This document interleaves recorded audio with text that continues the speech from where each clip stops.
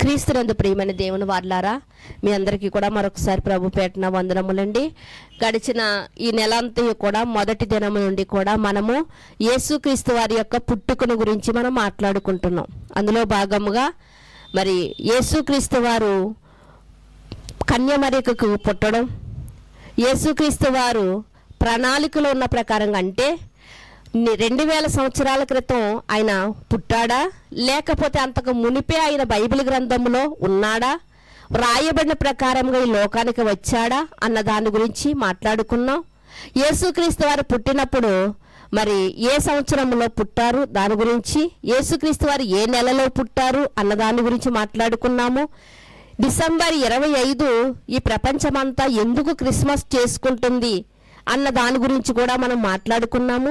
యేసుక్రీస్తు వారు పుట్టినప్పుడు నక్షత్రం పుట్టిందని చెప్పుకుంటున్నాం. ఆ నక్షత్రాన్ని గురించి కూడా మనం మాట్లాడుకున్నాం. ఈరోజు కూడా అదే సందర్భాన్ని గురించి, యేసుక్రీస్తు వారి యొక్క పుట్టుకను గురించి మనము మాట్లాడుకోవడానికి ఒక్క వచనాన్ని భాగాన్ని మనం చదువుకుని మనం ముందుకు వెళ్దామండి. మరి క్రొత్త నిబంధనలో 3వ సువార్త అయినటువంటి లూకా సువార్త, వైద్యుడైనటువంటి లూకా గారు రాసినటువంటి లూకా సువార్త 2వ అధ్యాయము 10వ వచనం నుంచి మనం చదువుకుందామండి. 10వ వచనం నుంచి మనం చదువుకుందాం. అయితే 8 నుంచి చదువుతుందండి. ఆ దేశములో కొందరు గొర్రెల కాపరులు పొలములో ఉండి రాత్రి వేళ తమ మందలను కాచుకొనిచుండగా ప్రభుదూత వారి యొద్దకు వచ్చి నిలిచెను. ప్రభు మహిమ వారి చుట్టూ ప్రకాశించినందున వారు మిక్కిలి భయపడిరి.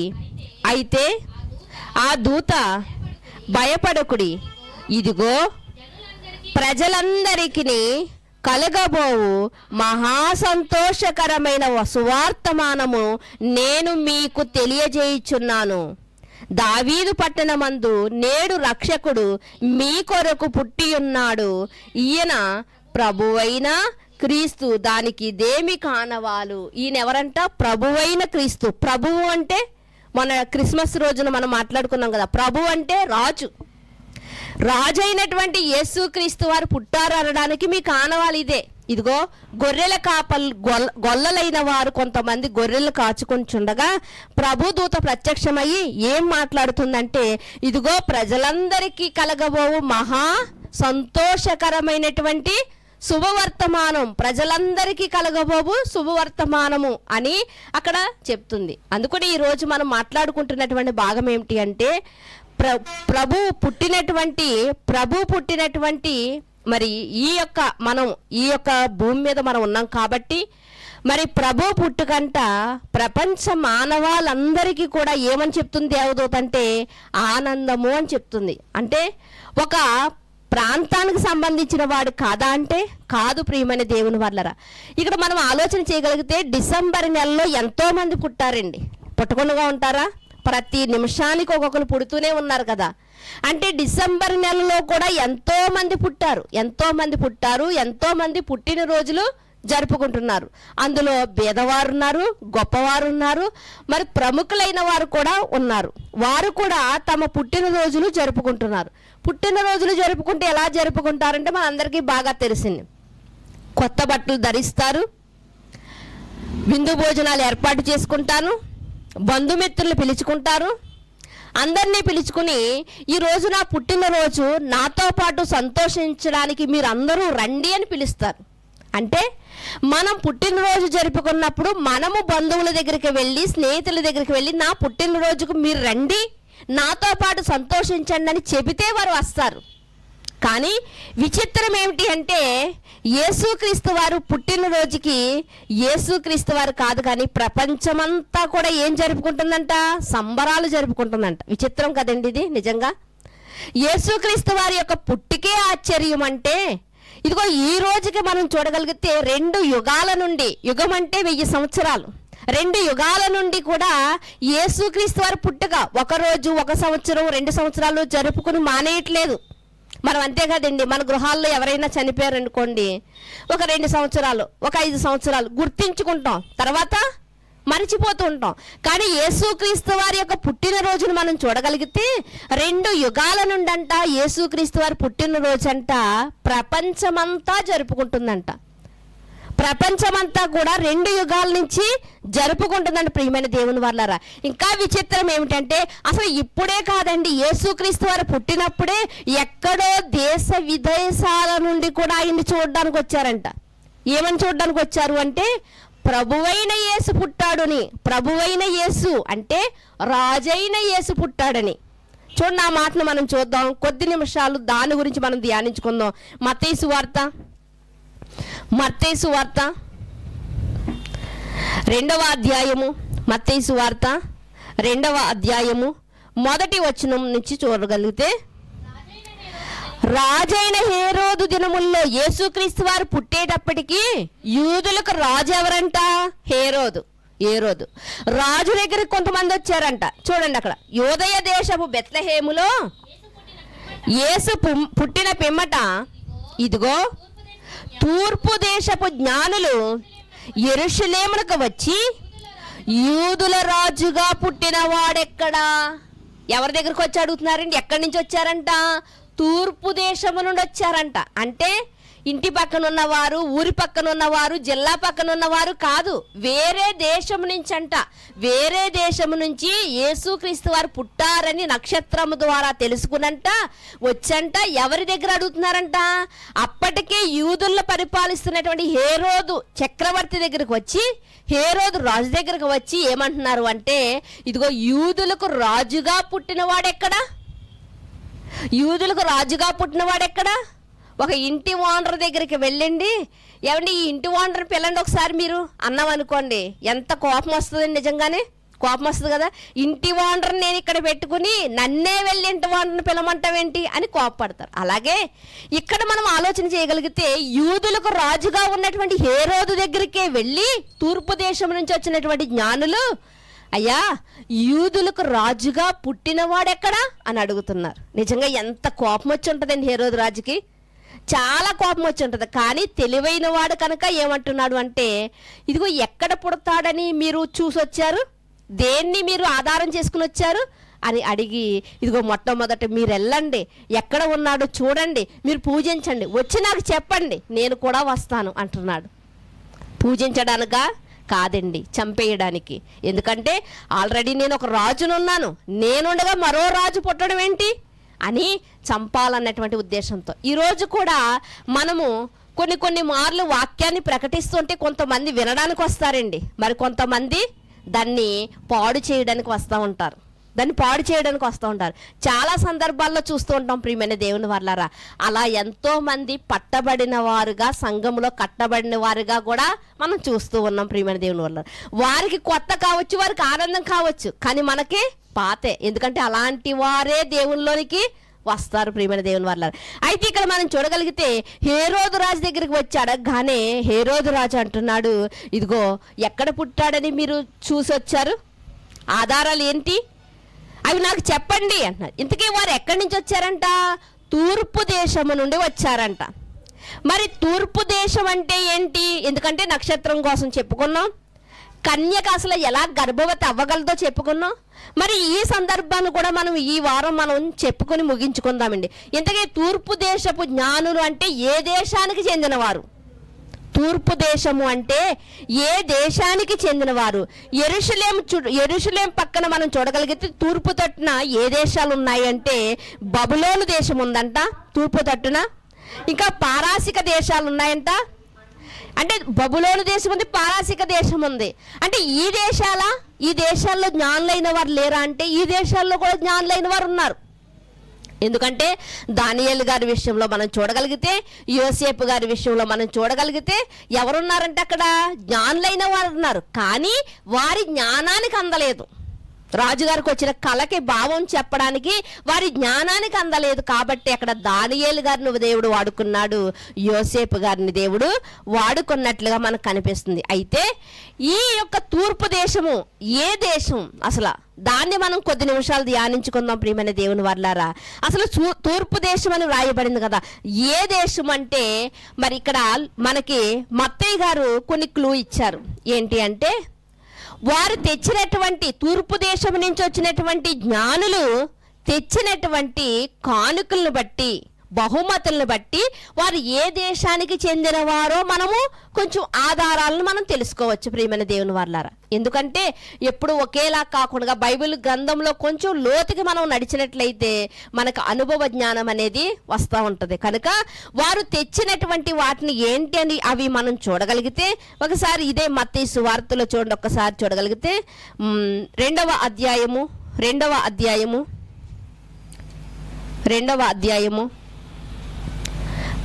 వచనాన్ని చూద్దామండి.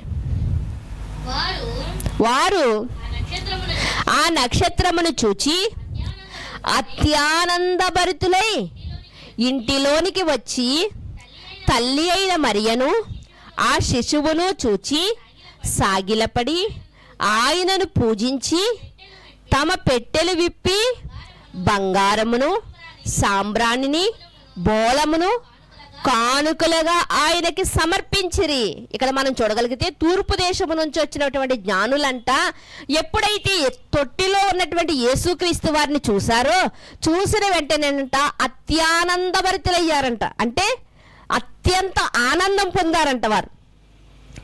ఆ రోజు ఎక్కడ నుండో వచ్చినటువంటి వేరే దేశం నుండి వచ్చిన వారే యేసుక్రీస్తు వారిని చూడడానికి వచ్చి అత్యానందం పడుతూ ఉంటే, ఈ రోజు యేసుక్రీస్తు వారిని తలంచుకుని, యేసుక్రీస్తు వారిని తలంచుకుని ఈ రోజు దేశాలన్నీ, టోటల్గా చెప్పాలంటే ప్రపంచమంతా కూడా ఆనందపడుతుందండి. ఇంకా ప్రభుత్వాలు కూడా మీరు క్రీస్తుని గురించి, క్రీస్తు పుట్టుకను గురించి సంబరాలు జరుపుకోండి, ఆనందించండి అని ఆ రోజు సెలవును కూడా ప్రకటించింది. వాస్తవమే కదండి, ఆ రోజు సెలవును ప్రకటించింది ప్రియమైన దేవుని వర్లారా. అయితే ఈ తూర్పు దేశం నుండి వచ్చినటువంటి జ్ఞానులు తెచ్చినటువంటి బహుమానములు ఏంటి? యేసుక్రీస్తు వారికి ఆ రోజు తొట్టిలో ఉన్నటువంటి ఆ పసిబాలుడైనటువంటి ఆయన్ని ప్రభువుగా అంగీకరించి వచ్చారు. ఎవడు తొట్టిలో ఉన్నటువంటి బాలుడిని బాలుడిగా చూడట్లేదు, కానీ వారు ప్రభువుగా చూస్తున్నారు. ప్రభు అంటే రాజు. ఆ రోజే అజ్ఞాన దిశలో ఉన్నటువంటి, అజ్ఞాన స్థితిలో ఉన్నటువంటి వారే తొట్టిలో ఉన్నటువంటి బాలుడిని బాలుడిగా కాకుండా రాజుగా చూస్తే, ఈరోజు అనేక సంఘాలను మనం చూడగలిగితే ఇంకా బాలుడిగానే చూస్తున్నారండి. ఆయన వచ్చాడు, జీవించాడు, అందరి కోసం తన ప్రాణం పెట్టాడు, సమాధయ్యాడు, తిరిగి లేచాడు, మరలా తండ్రి దగ్గరికి తన మహిమలోనికి వెళ్ళిపోయాడు. ఇన్ని జరిగినా సరే కొంతమంది ఏం చేస్తారండి, బాలయేసు కిందే పూజిస్తారు. అలా పూజించవచ్చు? అసలు బాలయేసుగా ఉండిపోవడానికి వచ్చాడు ఆయన? లేదు ప్రియమైన దేవుని వర్లారా. ఆయన మన అందరినీ పాపము నుండి విమోచించడానికి బలి పశువుగా వచ్చాడు, వధింపబడ్డాడు, తిరిగి లేపబడ్డాడు. అయితే ఇక్కడ తూర్పు దేశం నుండి వచ్చిన ఆనాటి జ్ఞానులు వారెంత జ్ఞానవంతులు అంటే, తొట్టిలో ఉన్నటువంటి బాలుడిని బాలుడుగా చూడక ప్రభువుగా చూస్తున్నారు, రాజుగా చూసి ఆనందపడుతున్నారంట. యూదుల్ని కటాక్షించడానికి, యూదుల్ని రక్షించడానికి ఒక రాజు పుట్టాడు అని ఆనందపడంట. వారు తెచ్చిన బహుమానములు ఏంటండి? బంగారము, సాంబ్రాణి, బోళము. ఈ మూడింటిని బట్టి మనం కొన్ని ఆధారాలను మన బైబిల్ గ్రంథంలో మనం చూడగలిగితే, మనకి ఈ తూర్పు దేశం అనేది అసలు ఏ దేశం, అసలు ఏ దేశం నుండి వచ్చారు అన్నది మనకి బాగా అర్థమవుతుంది. కనుక ప్రవక్తల్లో పెద్ద ప్రవక్త అయినటువంటి యెహెజ్కేలు గారు రాసినటువంటి గ్రంథంలోనికి మనం వెళ్దామండి. యెహెజ్కేలు గ్రంథము 27వ అధ్యాయము, యెహెజ్కేలు గ్రంథము 27వ అధ్యాయము 22వ వచనం. 27వ అధ్యాయము 22వ వచనం. షేబా వర్తకులను, రామా వర్తకులను నీతో వర్తకము చేయుదురు. వారు అతి ప్రశస్తమైన విలువగల నానా విధములైన రత్నములను, బంగారమును ఇచ్చి ఈ సరుకును కొనుక్కొందురు. ఇక్కడ మనం చూడగలిగితే షేబా వర్తకులను రామావర్తకులను నీతో వర్తకము చేయుదురు, వారు అతి శ్రేష్టమైన గంధవర్గములను విలువగల నానా విధమైన రత్నములను బంగారమును ఇచ్చి నీ సరుకులను. ఇక్కడ మనం చూడగలిగితే పూర్వకాలంలోనికి మనం వెళ్ళగలిగితే పూర్వకాలంలో వస్తు మార్పిడి అనే ఉండేది. ఏంటండి వస్తు మార్పిడి అంటే, మన ఊర్లో ప్రియమైన దేవుని వల్ల మన ఊర్లో ఒక ధాన్యం పండుతుంది అనుకోండి, మరి వేరే ఊర్లో ధాన్యం పండదండి, కొన్ని గ్రామాల్లో ధాన్యం పండదు. అలాంటప్పుడు వారు ఏం చేస్తారంటే పప్పు దినుసులను వేస్తూ ఉంటారు. అది మినువులు కావచ్చు, పెసలు కావచ్చు, ఇలాంటివి. ఇప్పుడు ఏం చేస్తామంటే మన ధాన్యాన్ని వారు తీసుకుంటారు, వారి పప్పు దినుసులను మనము తీసుకుంటాం. దీన్నే వస్తు మార్పిడి అన్నారు. ఏమన్నారండి? వస్తు మార్పిడి అన్నారు. అలాగే పూర్వ దినాలలో కూడా ఏదైతే తమకు ఉందో దానిని వేరే వాళ్ళకి అది ఇచ్చి వారికి లేని వస్తువును వారు తీసుకుంటూ ఉండేవారు. అయితే ఇక్కడ షేబా వర్తకులను మనం చూడగలిగితే వారు కొన్నటువంటి బోళమును, వారు కొన్నటువంటి బంగారమును, వారు కొన్నటువంటి పరిమళ ద్రవ్యాలను అంట ఇచ్చంట వర్తకము చేస్తున్నారంట. వారు వాటిని ఇచ్చి వర్తకము చేస్తున్నారంట. ప్రియమైన దేవుని వారలారా, ఇదే మాటను మరొక ఆయన కూడా రాస్తూ, అంటే ఆ యొక్క ప్రాంతానికి ఏది ప్రసిద్ధమైనది అని మనం ఆలోచిస్తే, ప్రియమైన దేవుని వారలారా, బంగారము, ఇంకా మనం ఏంటి ప్రసిద్ధమైనది అని మనం ఆలోచిస్తే అక్కడ బోళము, ఇవి ప్రసిద్ధమైనవి అని మనకు కనిపిస్తా ఉంది. ప్రియమైన దేవుని వారలారా, చూడండి మరొక వచనాన్ని కూడా చూద్దాము. యెషయా గ్రంథము 60వ అధ్యాయము, యెషయా గ్రంథము 60వ అధ్యాయము 6వ వచనాన్ని చూడగలిగితే, ఒంటెల సమూహము మిద్యాను ఏయిఫాల లేత ఒంటెలను నీ దేశం మీద వ్యాపించును, వారందరూ షేబా నుండి వచ్చెదరు, బంగారమును ధూపద్రవ్యములను తీసుకుని వచ్చెదరు, యెహోవా స్తోత్రములను ప్రకటించెదరు. ఇక్కడ మనం చూడగలిగితే షేబా వారంట ఎలా వస్తారంట? ఒంటెల సమూహముతో వస్తారంట. షేబా వారంట దేన్ని తీసుకుని వస్తారంట? వారు బంగారమును ధూపద్రవ్యములను తీసుకుని వస్తారంట. అంటే షేబా వారు ఎక్కడికి వచ్చినా బంగారాన్ని తెస్తున్నారు, శ్రేష్టమైనది ధూపద్రవ్యాలు తెస్తున్నారు, బోళము తెస్తున్నారు, సాంబ్రాణి తెస్తున్నారు. అంటే అర్థం ఏంటంటే వారికి అవి బాగా విరివిరిగా దొరుకుతున్నాయి అన్నమాట. అంతే కదండి, మనకు బాగా దొరుకుతున్నాయి అనుకోండి. అంతే ఎందుకండి, మన ఇంట్లో ఏదైనా కాపు కాస్తున్నాయి అనుకోండి, మనం వాటిని ఏం చేస్తాం? కోసి మన తెలిసిన వాళ్ళందరికీ పంచిపెడతాం. అలాగే వీళ్ళు కూడా ఎక్కడికి వెళ్ళినా బంగారాన్ని పట్టుకు వెళ్తున్నారంట, ఎక్కడికి వెళ్ళినా బోళాన్ని పట్టుకెళ్తున్నారంట, ఎక్కడికి వెళ్ళినా సాంబ్రాన్ని పట్టుకెళ్తున్నారంట. అంటే వాళ్ళ దేశంలో అది బాగా దొరుకుతుంది, వారి దేశంలో అది బాగా దొరుకుతుంది. ప్రియమైన దేవుని వారలారా, చూడండి మరొక వచనాన్ని కూడా మనం ఆధారం చేసుకుని ఒకసారి చూడగలిగితే రాజుల గ్రంథము, మొదటి రాజుల గ్రంథము 10వ అధ్యాయము, మొదటి రాజుల గ్రంథము 10వ అధ్యాయము మొదటి 2 వచనాలని చూడగలిగితే, షేబా దేశపు రాణి యెహోవా నామమును గూర్చియు సొలొమోనుకు కలిగిన కీర్తిని గూర్చియు విని గూఢార్థము గల మాటల చేత అతనిని శోధించుటకు ఆమె గొప్ప పరివారముతో గంధవర్గమును విస్తారమైన బంగారమును రత్నములను ఒంటెల మీద ఎక్కించుకుని యెరూషలేమునకు వచ్చెను. ఆమె ఏం తెచ్చిందంట? విస్తారమైన ఒంటెల మీదంట విస్తారమైన బంగారమును వేసుకుని వచ్చిందంట. గంధవర్గము అంటే సాంబ్రాణి, బోళము, ఇంకా ఏదైతే సుగంధాలు వాడతారో ఆ సుగంధాలన్నిటినీ కూడానంట తెచ్చిందంట. ఒంటెల మీద వేసుకుని వచ్చిందంట, ఒంటెల మీద. ప్రియమైన దేవుని వారలారా, ఇక్కడ మనం ఆలోచన చేయగలిగితే ఈమె ఏ దేశానికి సంబంధించినటువంటి రాణి అంటే షేబా దేశానికి సంబంధించినటువంటి రాణి. అంటే ఇక్కడ యేసుక్రీస్తు వారు పుట్టినప్పుడు వారు ఏం తెచ్చారు అంటే బంగారమును తెచ్చారంట, బోళమును తెచ్చారంట, ఇంకా సాంబ్రాణిని తెచ్చారంట. ఈ 3 వస్తువుల్ని తెచ్చారు అని మనం చూస్తున్నాం కదా. అసలు ఈ 3 వస్తువులు తెచ్చినటువంటి వీరు తూర్పు దేశం నుండి వచ్చారు అని మనం చదువుకున్నాం కదా. ఇంతకీ ఆ తూర్పు దేశం ఏమిటి అంటే బైబిల్ ప్రకారంగా మనం ఆధారాలను చూడగలిగితే అది ఏ దేశం అని మనకి కొంత క్లారిటీ వచ్చిందంటే, కొన్ని ఆధారాలు దొరికినాయి అంటే షేబా దేశము. ఎందుకంటే సొలొమోను గారి కాలంలో అక్కడి నుంచి అంట సొలొమోను గారి యొక్క జ్ఞానాన్ని వినడానికి వచ్చినటువంటి ఆమె షేబా దేశం నుండి వచ్చింది. వస్తూ ఏం చేసిందంట, విస్తారమైనటువంటి ఒంటెల సమూహముతో వచ్చింది. ఆవిడే 4 నెలలు ప్రయాణం చేసి వచ్చింది. ఆమె వచ్చినటువంటి ఆమె విస్తారమైన ఒంటెల మీదంట బంగారాన్ని వేసుకునంట, బోళమును వేసుకునంట, ధూపద్రవ్యాలను వేసుకునంట వచ్చిందంట.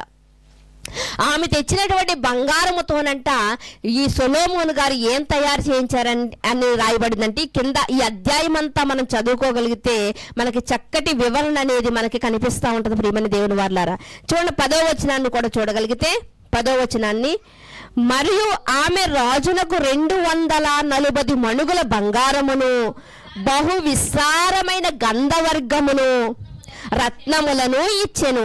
షేబా దేశపు రాణి రాజైన సొలొమోనుకి ఇచ్చిన గంధవర్గం అంత విస్తారము మరి ఎన్నడను.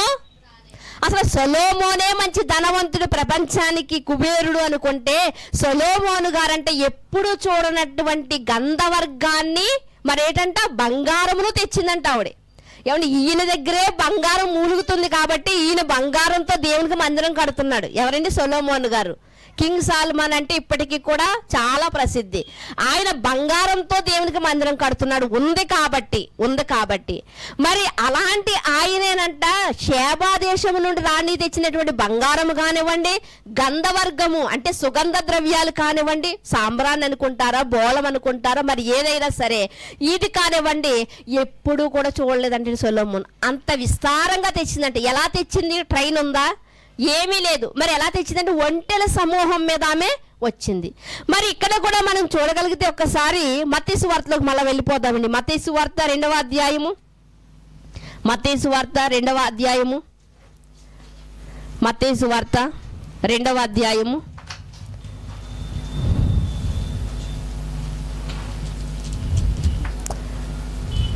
2వ అధ్యాయము చూడండి 3వ వచనాన్ని చూడగలిగితే,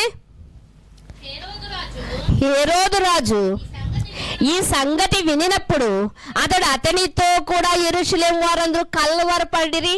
ఇక్కడ మనం చూడగలిగితే ఏమంటే రాజు దగ్గరికే వచ్చి, మహారాజు దగ్గరికే వచ్చి కొంతమంది విదేశీయులు వచ్చి, అయ్యా యూదులకు రాజుగా పుట్టినవాడు ఎక్కడున్నాడు అని అడిగితే ఈయన కలవరపడాలి. ఏంటి, నేను రాజుండగా మరో రాజు పుట్టడం ఏంటి అని కలవరపడాలి. కానీ ఆయనతో పాటంట యెరూషలేములో ఉన్న వారందరూ కలవరపడ్డారంట.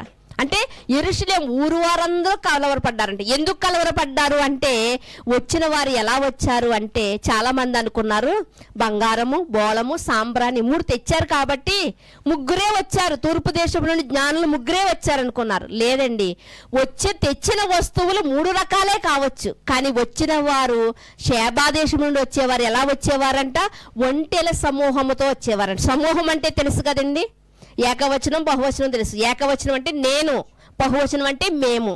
మరి సమూహం అంటే న్యూస్ వాడు చెప్తా ఉంటాడు, ఈరోజు ఎలా ఉన్నారంటే సముద్రం వలె ఉన్నారు ప్రజలు అంటారు. అంటే చాలా మంది ఉన్నారని అర్థం అన్నమాట, అర్థం.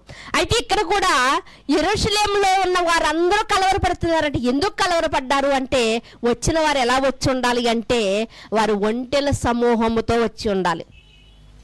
కానీ ఈ రోజుకి కూడా అనుకుంటున్నటువంటి మాట ఏంటంటే, ఈ 3 వస్తువులు తెచ్చారు కాబట్టి యేసుక్రీస్తు వారు పుట్టినప్పుడు ముగ్గురే జ్ఞానులు వచ్చారు అనుకుంటున్నారు. ప్రియమైన దేవుని వారు, వచ్చిన వారు తెచ్చినవి 3 వస్తువులు, 3 రకాల వస్తువులే కావచ్చు, కానీ వచ్చిన వారు మాత్రం ముగ్గురు కాదండి. ఎందుకంటే ఎక్కడ మనం చదువుకున్న షేబా దేశం నుండి వచ్చిన వారు ఒంటెల సమూహముతో వచ్చేవారంట.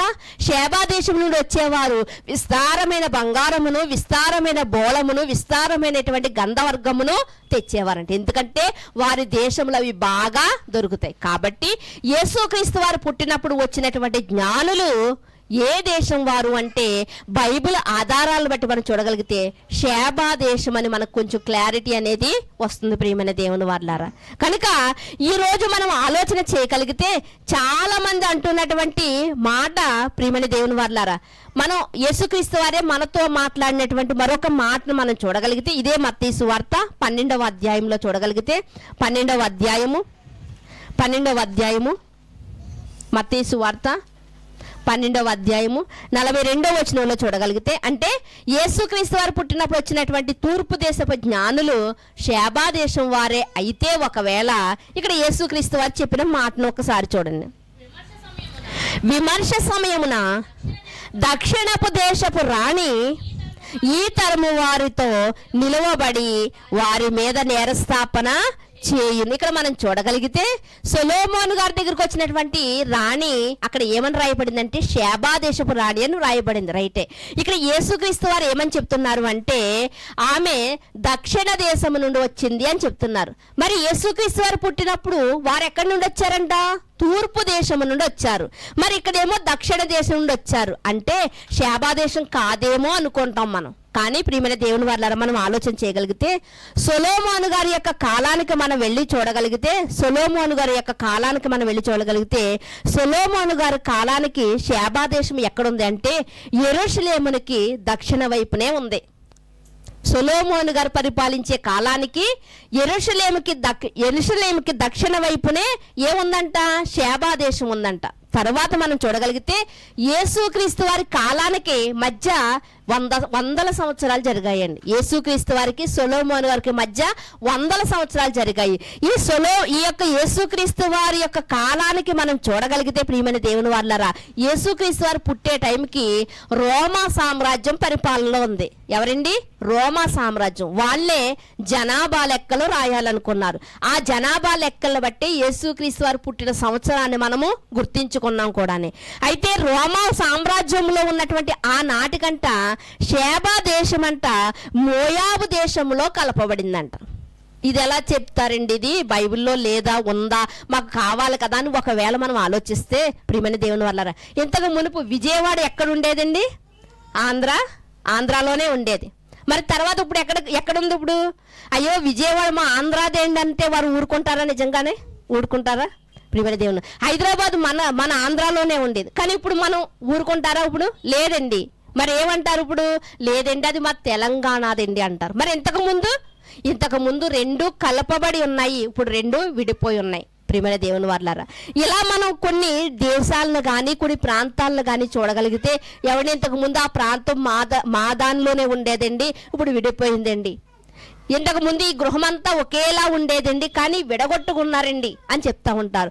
ఇది ఎంత వాస్తవమో ఈ మోయాబీలు వచ్చిన తర్వాత అంట ఇశ్రాయేలుకి దక్షిణ దిక్కున ఉన్నటువంటి ఈ షేబా దేశాలంట వారి దేశంలో కలుపుకున్న తర్వాత ఇప్పుడు షేబా దేశం ఏ దేశంగా మారిందంటే తూర్పు దేశంగా మారింది. ప్రియమైన దేవుని వారలారా, ఇది మనకు అర్థం కావాలంటే మన కళ్ళ ముందు ఉన్నటువంటి ఎన్నో మనకి మరి ఇంతకు ముందు హిందుస్థాన్ పాకిస్తాన్ కలిపే ఉండి, కానీ ఎప్పుడైతే స్వాతంత్రం వచ్చిందో తర్వాత ఇవి విడిపోయినట్లుగా మనకు కనిపిస్తూ ఉన్నాయి. ప్రియమైన దేవుని వారలారా, అలాగే మనము కూడా కొన్ని ప్రదేశాలు విడిపోవడం కలుపుకోవడం, ఇదిగోండి పలానాది అందులో కలపబడిందండి అని చెప్పుకుంటూ ఉంటాం. ప్రియమైన దేవుని వారలారా, ఏమిటి సికింద్రాబాద్ హైదరాబాద్ రెండు కూడా జంట నగరాలే కానీ విడివిడిగా పలుకుతూ ఉంటాం. అలాగే ఇక్కడ కూడా మనం చూడగలిగితే అలా అయ్యి ఉండొచ్చని చరిత్రకారులు కూడా చెబుతూ ఉన్నారు. ప్రియమైన దేవుని వారలారా, ఏది ఏమైనప్పటికీ కూడా మరి ఆ రోజు విదేశాల నుండి వచ్చంట,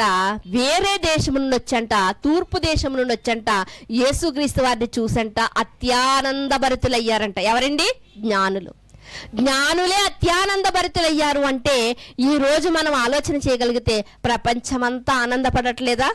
ఎక్కడో ఉండొచ్చండి. క్రీస్తు అంటే ఒప్పుకోని వారు, క్రీస్తు అంటే కిట్టని వారు, క్రీస్తు మీద బురద చల్లాలనుకున్న వాళ్ళు ఎక్కడో ఉండొచ్చు. కానీ టోటల్గా మనం చూడగలిగితే ప్రపంచం అంతా నువ్వు ఇష్టపడినా ఇష్టపడకపోయినా ఆ రోజు ప్రభుత్వం నీకు సెలవు ప్రకటించింది. ఎందుకు? నువ్వు ఆనందపడు నాయనా అని. అంటే యేసుక్రీస్తు వారి పుట్టుకంట ప్రభు పుట్టుకంట ప్రపంచానికి ఎలా ఉందంట? ఆనందదాయకంగా ఉందంట, పర్వదినంగా ఉందంట ప్రియమైన దేవుని వారలారా. కనుక ఇక్కడ మనం చూడగలిగితే ఈ రోజు చాలా మందిని మనం ఆలోచిస్తే అసలు యేసుక్రీస్తు వారు పుట్టింది ఎక్కడ? యూదయ దేశంలో బెత్లెహేములో కదా. యూదయ దేశం బెత్లెహేములో పుట్టినటువంటి ఆయన్ని, లేకపోతే క్రీస్తుని మనం ఎందుకు మన దేశంలో పూజించాలి అనుకుంటారు. కానీ ఒకనాడు జ్ఞానులు అందుకునే వారిని ఏమన్నారు? జ్ఞానులు అన్నారు. వాళ్ళు అలా అనుకోలేదండి. పుట్టినవాడు యూదా బెత్లెహేములో పుట్టినా కానీ ఈయన ఎవరంటే రాజుగా చూశారు. ఈరోజు చాలా మంది క్రీస్తుని క్రీస్తుగా చూస్తున్నారు. క్రీస్తుని బాలుడిగా చూసేవారు కొంతమంది, అయితే క్రీస్తుని మానవుడిగా చూసేవారు కొంతమంది అండి.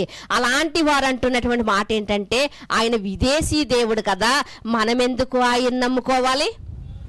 ఆయన విదేశీయుడు కదా, మనం ఎందుకు నమ్ముకోవాలి అంటున్నారు ప్రియమైన దేవుడు. ఏ విదేశీయుడు అయితే నమ్ముకోకూడదు. ఒకవేళ విదేశీయుడే అనుకుంటే, ఒకవేళ ఆయన పుట్టుకలో పరమార్థం నీకు తెలియకపోతే, ఒకవేళ విదేశీయుడు అనుకుంటే నమ్మవా ప్రియమైన దేవుని వారలారా? ఒక ఆయన ఇంగ్లాండ్ ప్రాంతం నుండి అంట, ఒక ఇంజనీర్ అంట మన దేశానికి వచ్చంట, మన ప్రాంతాలన్నీ పర్యటించాడంట. ఇంగ్లాండ్ ప్రాంతం నుంచి ఒక ఇంజనీర్ వచ్చాడండి. మన ప్రాంతం అంతా పర్యటించంట, మన ప్రాంతాన్ని చూసంట ఆయన ఆశ్చర్యపోయాడంటే. ఎందుకు ఆశ్చర్యపోయాడంటే, మనం మంచినీటిని వ్యర్థపరుస్తున్నామని. మంచినీరంట వృధాగా పోతుందంట. ఏమంటే సముద్రం నుండి నీరు తెస్తే మన పంటలు పండుతాయండి? పండవండి.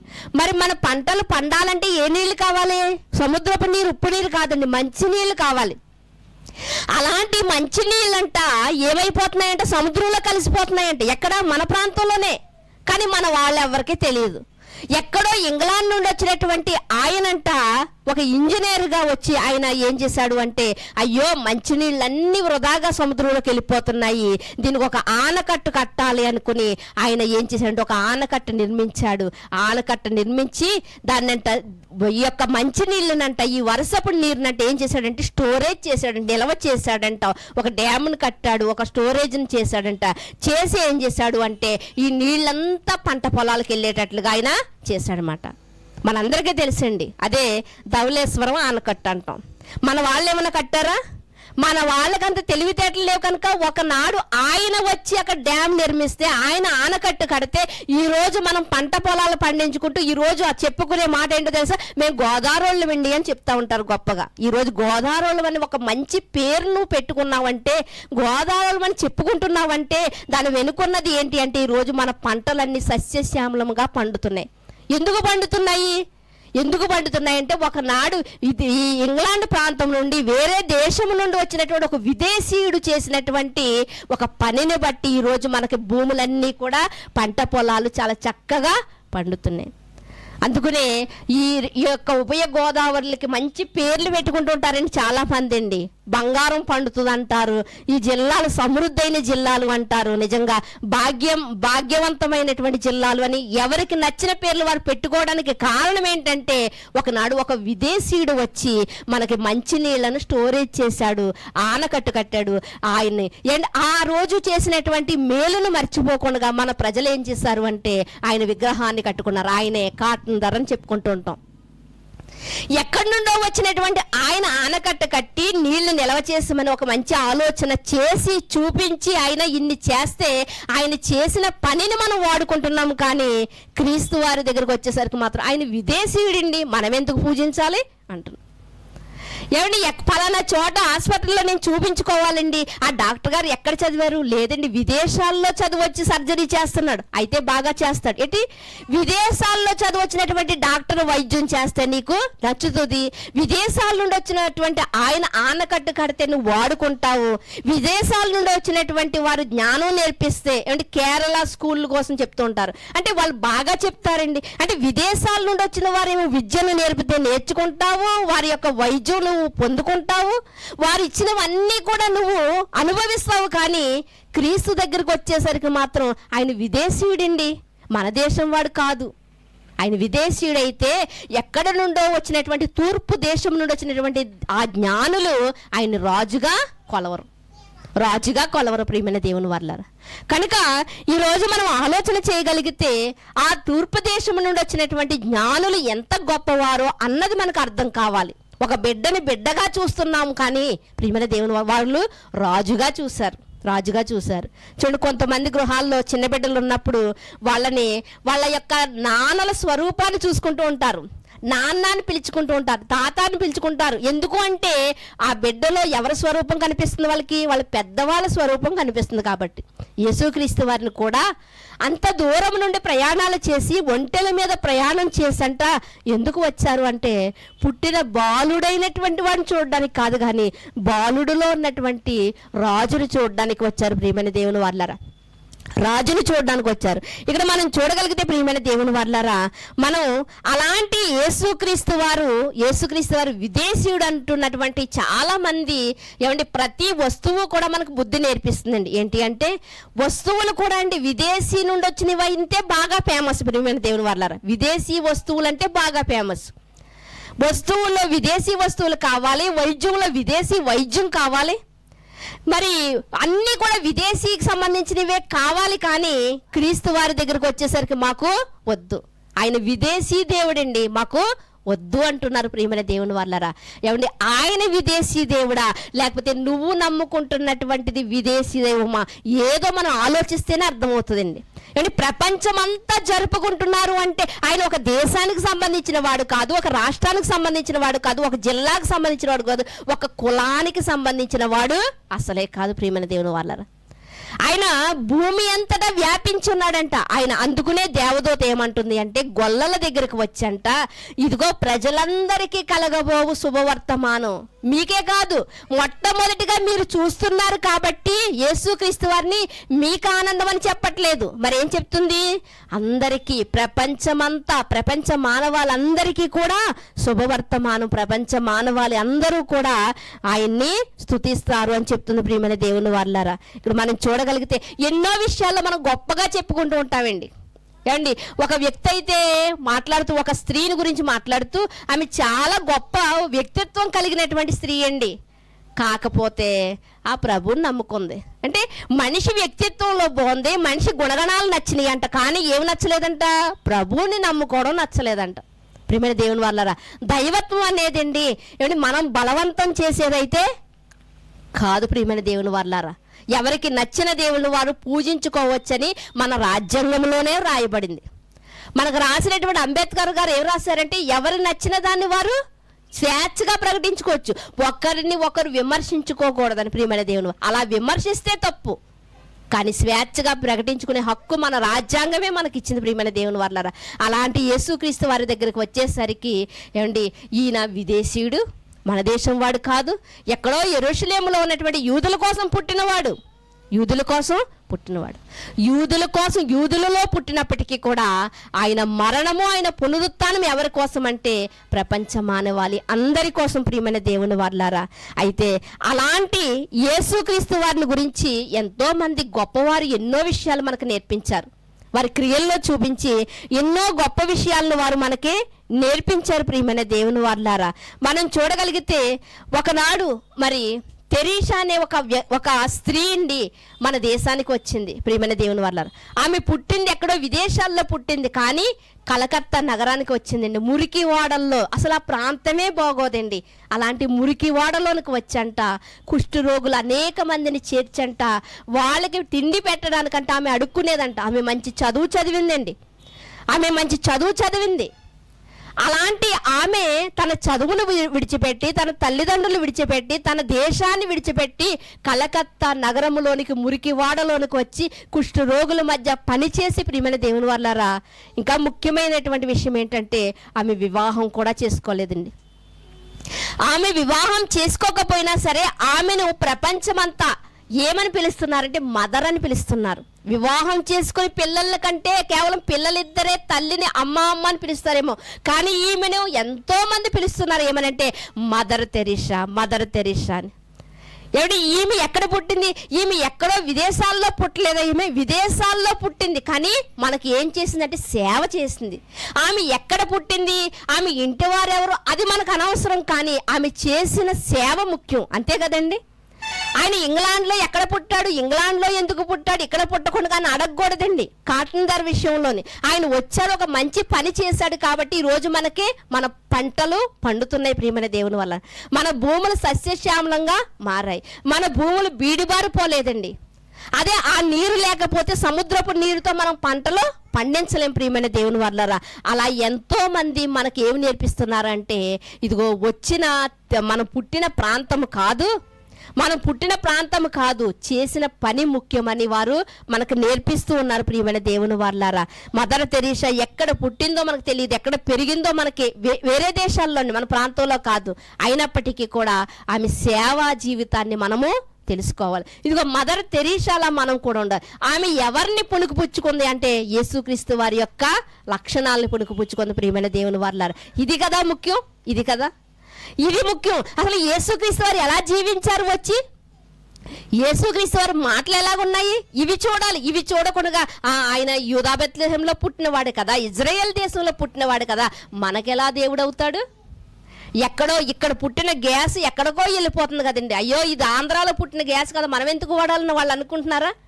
ఎక్కడో తయారైనటువంటి సెల్ ఫోన్లు మనం వాడుతున్నాం కదా, ఇంటికి మనిషికి 2 సెల్ ఫోన్లు ఈరోజు వాడుతున్నారంటే ఎక్కడ తయారవుతున్నాయి? విదేశాల్లో కదా.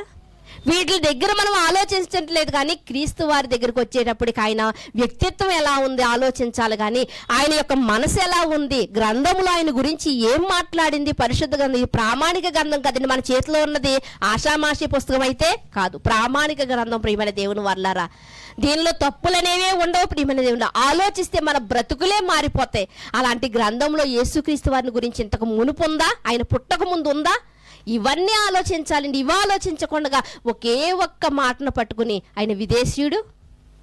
అలాంటప్పుడు మనం విదేశీ సరుకులను కానీ, విదేశీ వస్తువులు కానీ, విదేశీ పదార్థాలు కానీ ఏమీ కూడా మనము స్వీకరించకూడదు ప్రియమైన దేవుని వాళ్ళారా. మనం చూడగలిగితే ఒకసారి అలాంటి యేసుక్రీస్తు వారు ఎంతో మంది ద్వారా మనకు ఎన్నో నేర్పిస్తూ ఉన్నారు ప్రియమైన దేవుని వాళ్ళారా.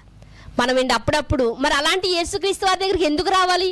ఒక ఇంజనీర్ దగ్గరికి వెళ్తున్నామంటే ఏదో పని ఉంది, అంటే ఏదో ఇల్లు కట్టుకుంటున్నాము కాబట్టి ప్లాన్ వేయడానికి ఎవరి దగ్గరికి వెళ్తున్నాం? ఇంజనీర్ దగ్గరికి వెళ్తున్నాం. ఒక డాక్టర్ దగ్గరికి వెళ్ళామంటే కారణం ఉంది, ఏంటంటే మనకి ఏదో రోగం వచ్చింది కాబట్టి డాక్టర్ దగ్గరికి వెళ్తున్నాం. ఒక లాయర్ దగ్గరికి వెళ్ళామంటే ఏదో కారణం ఉంది, మన ఇంట్లో ఏదో గొడవలు ఉన్నాయి కాబట్టి మనం ఎవరి దగ్గరికి వెళ్తున్నాం? లాయర్ దగ్గర. అంటే కారణాలు లేకుండా లాయర్ దగ్గరికి వెళ్ళాం, డాక్టర్ దగ్గరికి వెళ్ళాం, మరి ఎవరి దగ్గరికి వెళ్ళాం? ఇంజనీర్ దగ్గరికి కూడా వెళ్ళాం. ఎవరి దగ్గరికైతే మనకు కారణం లేకుండా వెళ్ళాం. అలాంటిది యేసుక్రీస్తు వారి దగ్గరికి ఎందుకు వస్తున్నారు ప్రజలు? ఈరోజు మరి ఈ యొక్క ప్రపంచ జనాభాలో సుమారు 400 కోట్ల మంది క్రీస్తు వారి దగ్గరికి వచ్చి క్రీస్తులోనికి వచ్చారంటే ఎందుకు వచ్చారు? కారణం లేకుండా రారు కదండి. కారణం లేకుండా రారు కదా. ఒకవేళ మాయ మాటలు చెప్పి వారిని ఎవరైనా తీసుకొస్తే ఎన్నాళ్ళ మాయ మాటలు ఉంటారు, వాస్తవం తెలుసుకుంటారు, వెనక్కి వెళ్ళిపోవాలి. కానీ అలా క్రీస్తులోనికి వచ్చి వెనకకు వెళ్ళిపోయిన వారు ఎవ్వరు ఉండరండి. సుమారు ప్రపంచంలో 400 కోట్ల మంది క్రీస్తును అంగీకరించారు. ఎందుకు అంగీకరించారు అంటే కారణాలు చెప్తారు. అందులో ఒక కారణాన్ని మీకు తెలియజేస్తాను. ఈరోజు చిలకలూరుపేట అని మనకి గుంటూరులో ఉంది, గుంటూరు పక్కనే చిలకలూరుపేట మన అందరికీ తెలిసింది.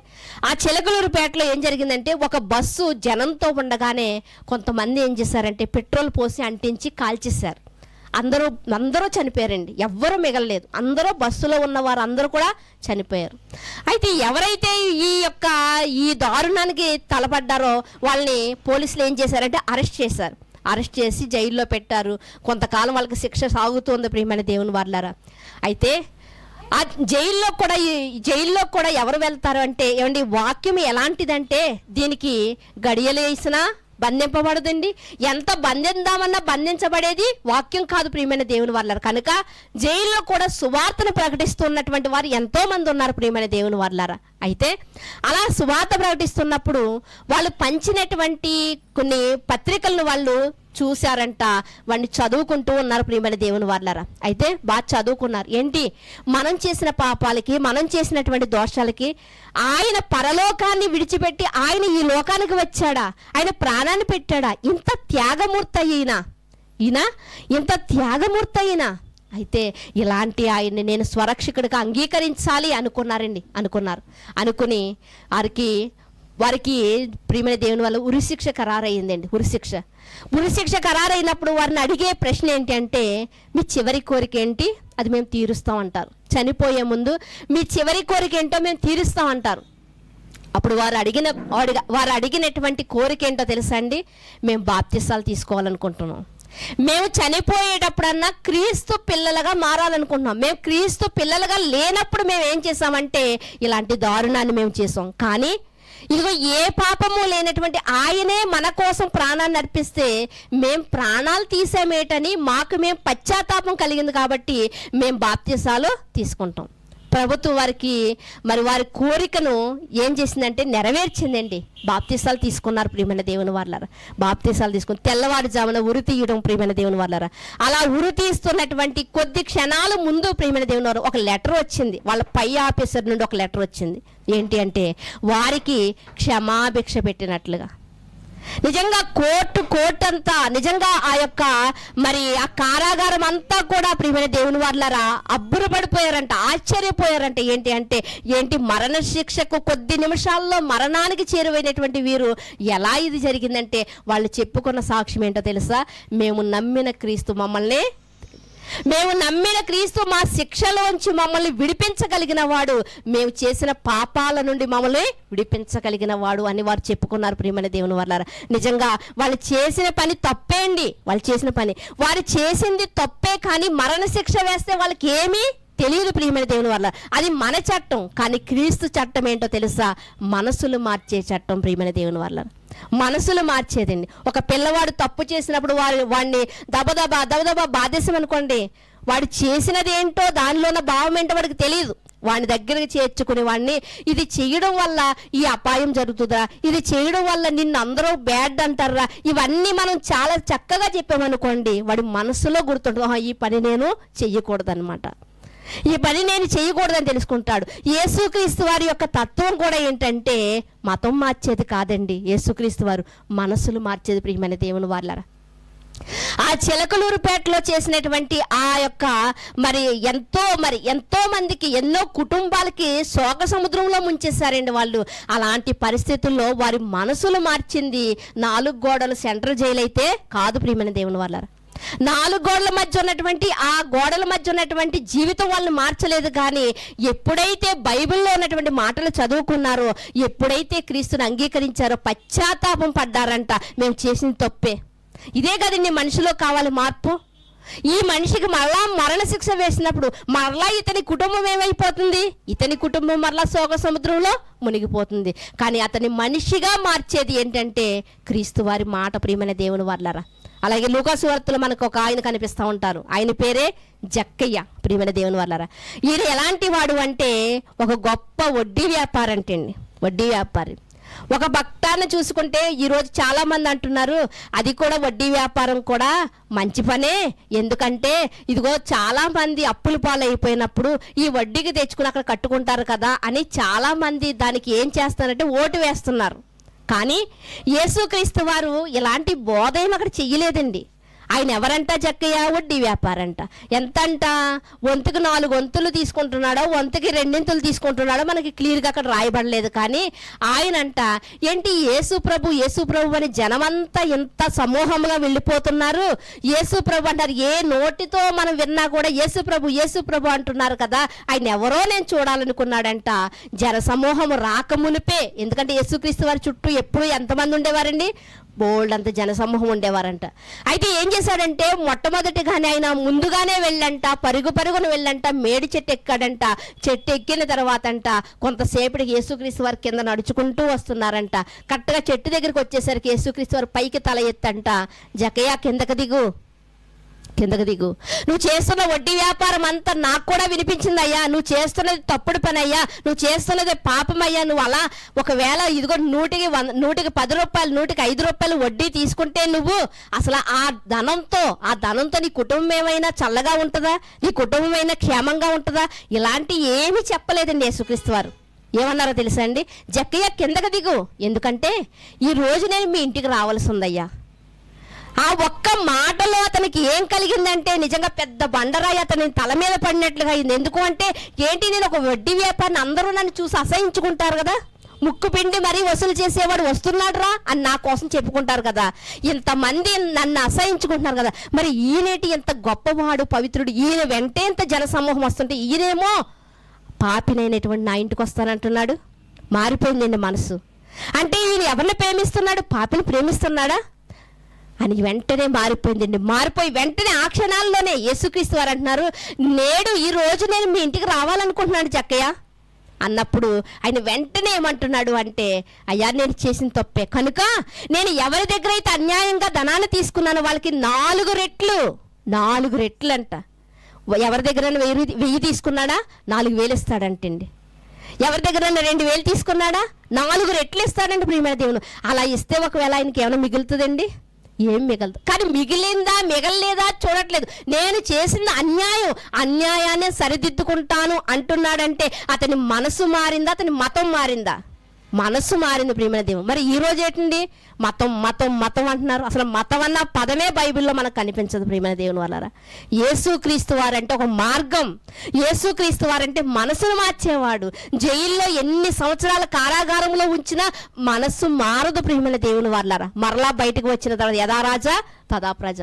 కానీ మనస్సు మార్చబడిన వాడైతే అతడు చక్కటి జీవితాన్ని జీవిస్తాడు ప్రియమైన దేవుని వాళ్ళారా. ఒక వేష దగ్గరికి వెళ్ళాడండి యేసుక్రీస్తు వారు. ఆ వేష దగ్గరికి వెళ్ళినప్పుడు ఆ వేషతో మాట్లాడుతున్నాడు. ఏమని మాట్లాడుతున్నాడు తెలుసా అండి? నువ్వు చేస్తున్నది తప్పు అని అంటలేదండి, అమ్మా అని పిలిచాడు. మొట్టమొదటిగా అమ్మా అని పిలవాలంటే పిలిపించుకునే వ్యక్తికి మరి ఆ యొక్క యోగ్యత ఉండాలి ప్రియమైన దేవుని వాళ్ళారా. అంతే కదండి. మన పిల్లలు ఉన్నారండి, చిన్న పిల్లలు అనుకోండి, ఎవరో పాలేయడానికి ఒక ఆయన వచ్చాడండి. ఈ చిన్న బాబు వచ్చి అమ్మ పాలు డాడీ వచ్చాడమ్మా అంటే అమ్మ ఒప్పుకుంటుందా? అమ్మ పేపర్ డాడీ వచ్చాడమ్మా అంటే అమ్మ ఒప్పుకుంటుందా? లేదు. డాడీ నాన్నని పిలవాలన్నా అమ్మని పిలవాలన్నా యోగ్యత వాళ్ళకు ఉండాలి. అలాంటివన్నీ పిలుస్తాం. కానీ యేసుక్రీస్తు వారిని మనం చూడగలిగితే ఏమంటున్నారంటే అమ్మా అంటున్నారు. అమ్మ నీ మీద ఎవరో రాయి వేయలేదా?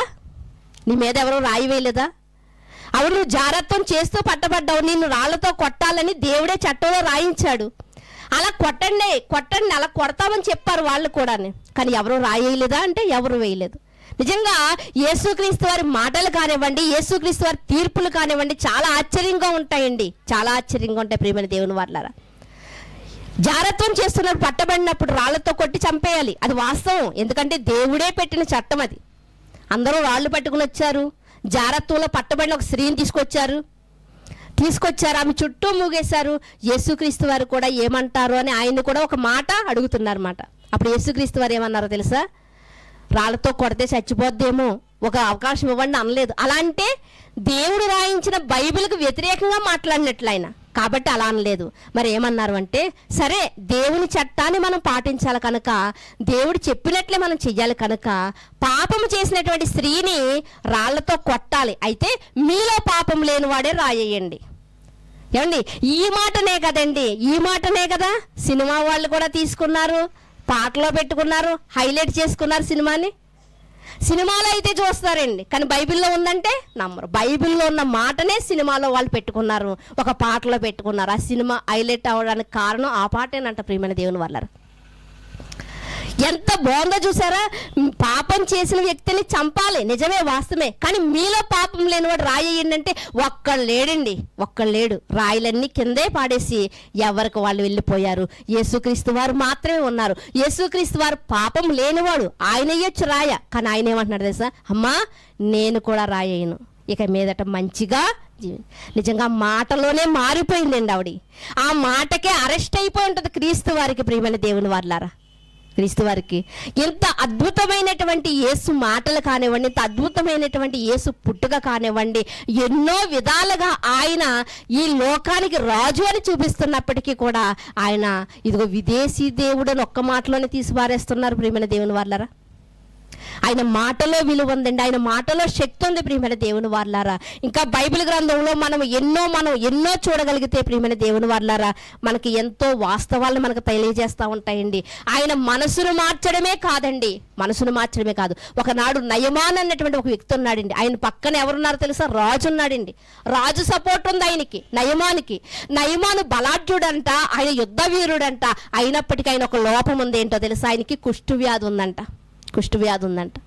అసలు కుష్ఠవ్యాధి ఉన్నవాడిని గ్రామానికి దూరంగా ఒక ఇంట్లో పెడతారండి. ఊరు మధ్యలో ఎవరి ఇంట్లో ఎవరికి కుష్టు పొడ కనిపించినా దేవుడు చెప్పినటువంటి మాట ఏంటంటే, అది మీకు మీ పిల్లలకు అంటకుండా ఉండాలంటే వాళ్ళని దూరంగా పెట్టండి అన్నారు. ఇప్పటికీ కూడా ఒరిస్సా రాష్ట్రాలు మనం చూడగలిగితే ఇలాంటి వారిని, లెపర్సీ వాళ్ళని ఏం చేస్తారంటే ఊరికి చివరి వారికి ఒక నివాసాన్ని వారికి ఏర్పాటు చేసి అక్కడ పెడతా ఉంటారు. అంటే దేవుడు చెప్పినటువంటి చట్టం కూడా వాస్తవమైందే. అప్పుడు మందులు లేవు కాబట్టి, అప్పుడు ఔషధాలు లేవు కాబట్టి దేవుడు ఏం చెప్పాడంటే మీకు దూరంగా ఉంచండి అని చెప్పాడు ప్రియమైన దేవుని వల్ల. అలాంటి వ్యక్తి, మరి ఎలాంటి వ్యక్తిని రాజుగారు తన సేనలో సైన్యాధిపతిగా ఎందుకు పెట్టుకున్నారు అంటే, అతడు ఎలాంటి వారంటే బలాఢ్యుడు అంట. అందుకునే రాజుగారు సపోర్టుతో ఆయన ఎక్కడ నివసిస్తున్నాడు? తన ఇంటిలోనే నివసిస్తున్నాడు. రాజుగారి యొక్క అన్నుంది, బోలంత ధనం ఉంది, అన్నీ ఉన్నప్పటికీ కూడా ఆయన కుష్టు వ్యాధిని మాన్పలేకపోయాయి ప్రియమైన దేవుని వల్ల. ఈరోజు కూడా మనకు తెలుసు కదండి, మనకి మరి గతించినటువంటి నెలల్లో ఒక ప్రముఖమైనటువంటి వ్యాపారవేత్త ఇంట్లో ఒక వివాహం జరిగింది. ఎంత వైభవంగా జరిగిందంటే కోట్ల రూపాయలు ఖర్చు పెట్టారు. నిజంగా నీళ్లు ఉపయోగించినట్లుగా ధనాన్ని ఉపయోగించారు. ఎవరండి వాళ్ళు? అంబానీ అని మనందరికీ తెలుసు. మరి జియో నెట్వర్క్, రిలయన్స్ అధినేత మనకు తెలుసు కదండి. వాళ్ళ ఇంట్లో ఒక వారసుడి యొక్క వివాహాన్ని మనకు తెలుసండి. నిజంగా చెప్పాలంటే ఎంతో కోట్ల రూపాయలు, నిజంగా కోట్ల రూపాయలు ఉన్నాయి. కానీ వివాహం అయినటువంటి కుమారుడికి ఏమండి గట్టిగా నడిస్తే చనిపోతాడంట. ఆఖరికి ఫ్యాన్ స్పీడ్గా పెట్టుకుని కూర్చున్నా కూడా ఆయన చనిపోయే పరిస్థితి ఉందంట. ఇన్ని కోట్ల రూపాయలు ఉన్నాయి కదా, ఆరోగ్యాన్ని కొనలేకపోయారా? కొనలేకపోయారు ప్రియమైన దేవుని వల్ల. ఇన్ని కోట్ల రూపాయలు ఉన్న ఆరోగ్యాన్ని కొనలేకపోయారు. కానీ నయమాని ఏం చేశాడంటే ధనంతో కొనలేని దాన్ని దేవుని మాటతో పొందుకున్నాడండి. ఎంతో ధనం ఖర్చు చేసి ఉండొచ్చు, కానీ దేవుడు తన సేవకుడు ద్వారా మాట్లాడిన మాట ఏంటో తెలుసా అండి? 7 మార్లు యోర్దానులో మునగమన్నాడు. 7 మార్లు మునిగితే పై బొరదే పోద్ది అనుకుంటామండి, కానీ లోపల నుంచి పుట్టుకొచ్చినటువంటి కుష్టు వ్యాధి కూడా పోయింది. దేవుని మాట అంత శక్తి కలిగినది ప్రియమైన దేవుని వాళ్ళ, అంత శక్తి కలిగినది. కానీ ప్రియమైన దేవుని వాళ్ళారా, ఈరోజు అలాంటి గొప్ప దేవుడైనటువంటి యేసుక్రీస్తు వారిని దేవుడుగా అంగీకరించడానికి చాలామంది చాలా ఇబ్బంది పడుతున్నారు. అంగీకరించిన వారు కూడా రక్షణలోనికి రావడానికి కూడా ఆలస్యం చేస్తున్నారు. రక్షణలోనికి వచ్చిన వారు కూడా ప్రియమైన దేవుని వాళ్ళారా యేసుక్రీస్తు వారిని వెంబడించలేకపోతున్నారు.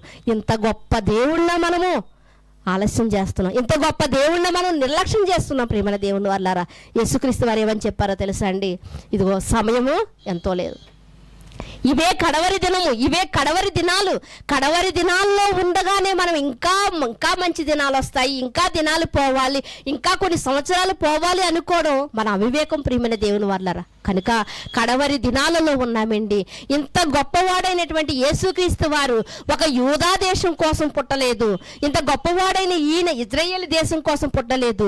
ఈయన పుట్టినప్పుడే దేవదూత చెప్పింది, ఏమని చెప్పిందంటే ప్రపంచ మానవాళికి, ప్రజలందరికీ సంతోషకరమైన శుభవర్తమానము.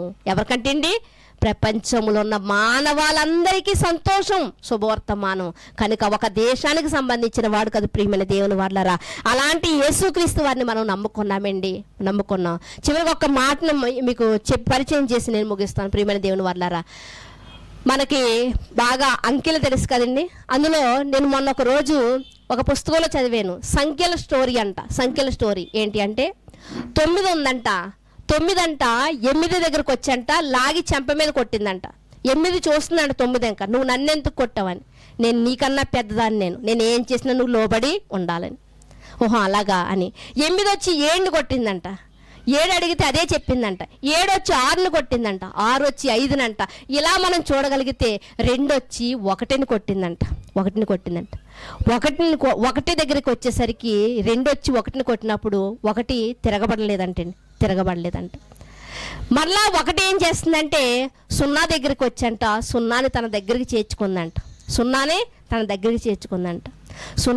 దగ్గరికి చేర్చుకున్నప్పుడు ఈ సంఖ్య ఎక్కడికి వెళ్తుందండి? ఇప్పుడు 9 కన్నా పైకి వెళ్తుంది, అంతే కదండి.